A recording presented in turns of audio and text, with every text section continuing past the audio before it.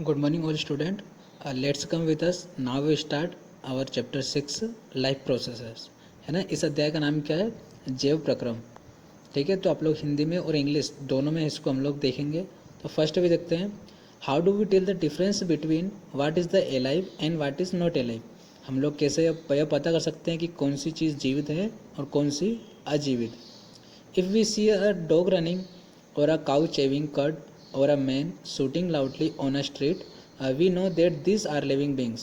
जैसे कि हम लोग किसी कुत्ते को टहलते हुए देखते हैं या किसी गाय को कुछ चबाते हुए देखते हैं या किसी व्यक्ति को स्ट्रीट पर चिल्लाते हुए देखते हैं, तो हम लोग कह सकते हैं कि ये जो चीज़ें हैं ये सभी जीवित हैं। वाट इफ़ द डॉग और a cow man were asleep, क्या वो लोग सोते हैं तब भी वो जीवित रहते होंगे। We would still think that anywhere alive, but how do we did know। हम लोग इसको किस प्रकार से जान सकते हैं। तो we see the breathing, how we know that they are alive। तो क्या जो हम लोग सांस लेते हैं हम लोग उसके आधार पर बता सकते हैं कि वो जीवित हैं। What about plants, और पौधों के बारे में क्या है। How do we know that they are alive, हम लोग किस प्रकार से जान सकते हैं कि कुछ पौधे जिंदा हैं या मरे हुए हैं। We see them green and some of us will say, but what about plants, they leaves of colors other than green। क्या हम लोग पौधों की पत्तियों के आधार पर उनको पहचान सकते हैं कि वो जीवित हैं, या फिर उनका यदि वो दूसरा कलर होगा तो हम लोग उनके आधार पर उनको कह सकते हैं कि वो अजीवित हैं। जनरली हम लोग देखते हैं कि हरे पौधे जो हैं वो सभी जीवित ही होते हैं। तो आइए देखते हैं। In other words, we tend to think of some sort of movement, either growth related or not, a common evidence of being alive, but it is plant that is not visible growing, still alive, and some animals can breathing without visible movements. So using visible movements as defined characteristics of life is not enough। तो हम लोग क्या क्या क्या केवल पौधों के या किसी वस्तु के एक जगह पर खड़े रहने या एक से दूसरी जगह पर जाने के आधार पर हम लोग कह सकते हैं कि वो जीवित है या अजीवित। तो हम लोग किन किन चीज़ों के आधार पर कह सकते हैं कि कोई सा चीज़ जीवित है या कोई सी चीज़ अजीवित है। Okay, movement over very small scales will be invisible in the naked eye, movements in molecule. तो क्या हम लोग इनके आधार पर कह सकते हैं। तो हम लोग देखते हैं ये जो मूवमेंट्स है जो सभी प्रकार के जीवों में होता है, जो हमको सामान्य आंखों से दिखाई देता है, इसको तो हम लोग मूवमेंट्स कह सकते हैं। लेकिन क्या इसके अलावा भी कुछ चीज़ है जो हम लोग बिना उसके कह सकते हैं। जैसे कि जब हम लोग सोते हैं तो क्या मॉलिक्यूल्स का मूवमेंट वो हमको बता सकता है कि वो जो व्यक्ति है वो जीवित है या अजीवित। फिर हम लोग देखेंगे why are molecular movements needed for life, हमारे जीवन में अणु जो हैं वो आवश्यक क्यों हैं। We have seen in earlier classes that living organism as well organized structure. जैसे कि हम लोगों ने पिछले कक्षाओं में पढ़ा है, जो जीवित व्यक्ति होता है या जीवित और जंतु होता है उसका एक निश्चित और अच्छा संगठन स्ट्रक्चर होता है, आकार प्रकार होता है। They can have tissues have cells have smaller components in them, यानी कि उनमें जो उनके अंग होते हैं वो टिश्यू से बने होते हैं और टिश्यू सेल्स से मिलकर बने होते हैं, कोशिकाओं से, और कोशिका छोटे छोटे कंपोनेंट से मिलकर बनी रहती है। Okay, because of the effects of environment the organized ordered nature living structure is very likely to keep breaking down over time. In order breaks down the organism will no longer alive, so living creatures must keep repairing and maintain their structure since all।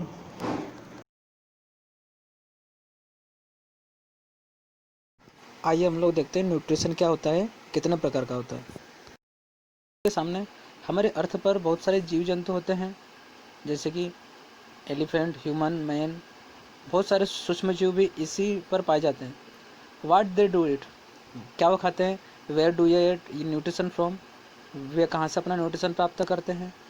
We will group the organism, क्या हम लोग group बना सकते हैं according to the mode manners and which the acquire nutrition, यानी कि उनके nutrition के आधार पर क्या हम लोग उनके ग्रुप बना सकते हैं।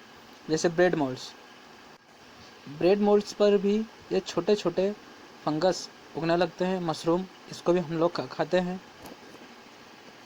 फिर हम देखेंगे ये दोनों क्या हैं, दोनों फंगस हैं, ये फंगस होती हैं और ये सड़े गले पदार्थों से अपना पोषण प्राप्त करते हैं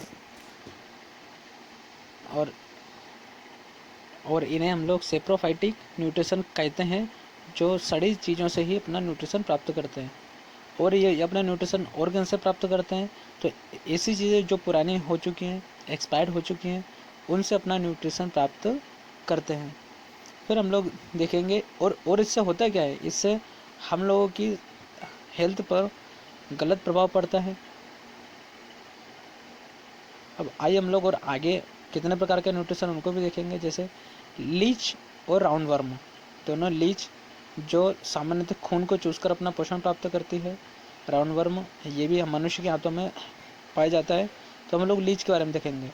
Leach receives nutrition by sucking the blood of another organism, यानी कि दूसरे जीवों पर चिपक कर वहाँ से अपना पोषण प्राप्त करते हैं।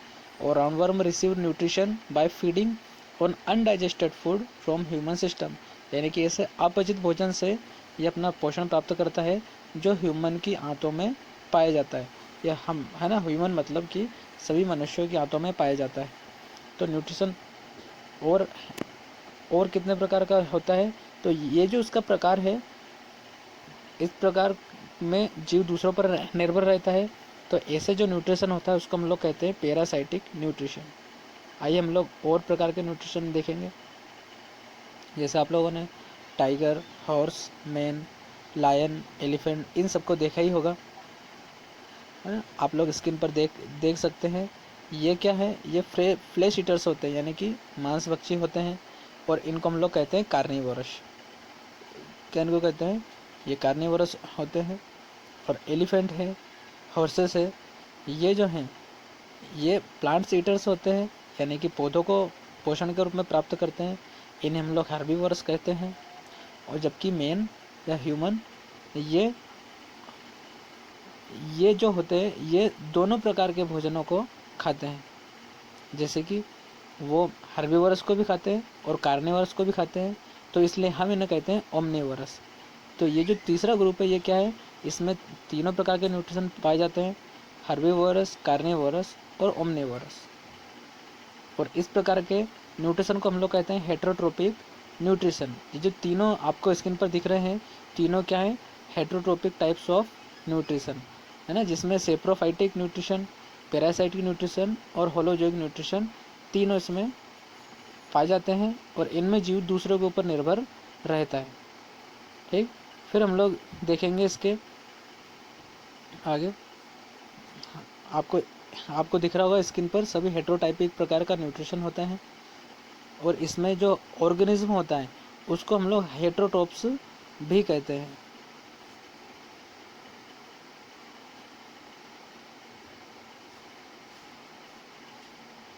आप लोगों ने प्लांट्स देखे होंगे, तो प्लांट्स होते क्या है, they can not move around search of food, वो अपने भोजन की तलाश में यहाँ वहाँ नहीं जा सकते। Which mode of nutrition do plant use, यानी कि ये पौधे जो हैं वो फिर किस प्रकार से अपना पोषण प्राप्त करते हैं, यानी कि उनमें एक ग्रीन कलर का पिगमेंट पाया जाता है जिसे हम लोग क्लोरोफिल कहते हैं। वो क्लोरोफिल सनलाइट, कार्बन डाइऑक्साइड और वाटर, इन सब का यूज़ करके वो अपना भोजन स्वयं बनाते हैं। और उन एक फोटोसिंथेसिस की प्रोसेस के द्वारा, जिसमें उनकी पत्तियों का महत्वपूर्ण योगदान रहता है।